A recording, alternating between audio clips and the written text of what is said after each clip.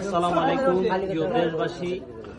তো আমাদের সবার পরিচিত কালাঞ্জুরা গ্রামে যে পাগল সুমন, তো বিগত 10 বছর যাবৎ আমাদের এলাকার রোডে ওনার জীবন কাটাচ্ছেন।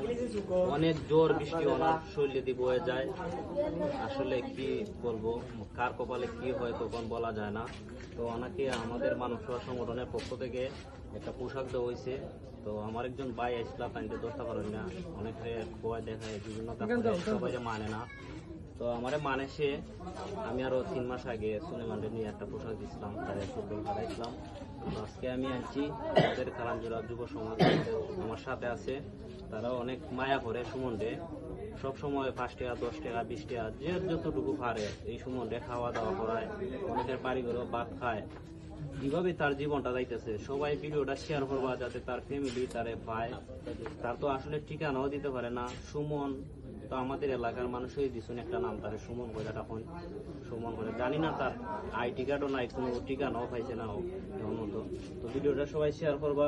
তো আমাদের এইভাবে যদি আমরা এই পাগল মানুষ যারা অসহায় আছে তারা পাশে দাঁড়াই, তো আমরা সাপোর্ট করবা ইনশাল্লাহ। আমরা যতটুকু পারি মানুষের সাপোর্ট করবো। ভালো থাকবেন, সুস্থ থাকবেন।